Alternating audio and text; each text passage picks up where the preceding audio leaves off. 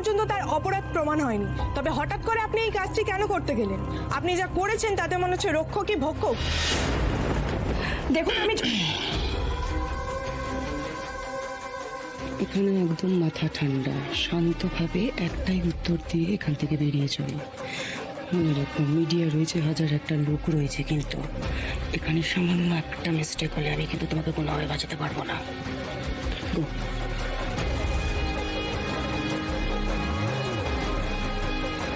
দেখুন আমি জয়জিৎ সেন শর্মাকে এত জোরেও চড় মারিনি যে উনি এতটা অসুস্থ হয়ে পড়বেন। আমি শুধু ওনাকে একটা চড় মেরেছি। Thank you so much. এবার আমরা প্লিজ আসি, যেতে দিন আমাদের, চলো। আমি নিজে গিয়ে স্যারের কন্ডিশন একবার চেক করতে চাই। How dare you!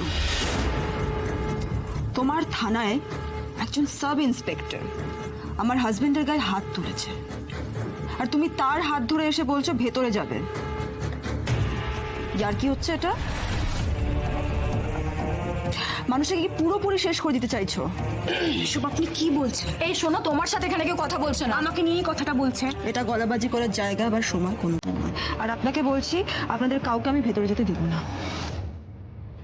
মহাগৌরী,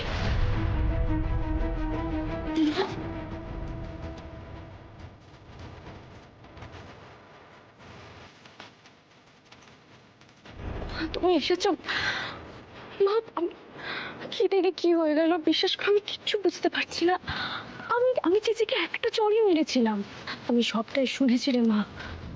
আমাকেও তো একটা জিনিসই ভাবাচ্ছে, তোর একটা চড় খেয়ে চেঁচে এমন অসুস্থ হয়ে গেল যে হাসপাতালে ভর্তি হতে হলো। আচ্ছা মা, তুই আমাকে ঠিক করে বলতো, তুই ঠিক কত জোরে চড়টা মেরেছিলি? মানে এমন কোনো জায়গায় মারিসনি তো যেখানে মারলে মানুষ? না না মা, একদমই না।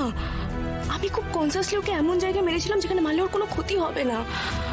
আমার সবকিছু ঘেঁটে যাচ্ছে মা। কিছুদিন আগে আমি নিজেই বাবাকে বললাম যাতে আইন নিজের হাতে না তুলে নেয়। এখন আমি কি থেকে কি করলাম? না মা, না, একদম ভেঙে পড়িস না। তুই তো আমাকে ঠিক বলেছিলিস।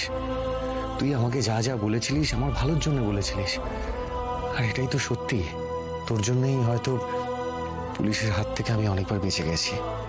আর সবচেয়ে বড় কথা, আইনের বাইরে গিয়ে তো কোনো অপরাধীকে শাস্তি দেওয়া যায় না।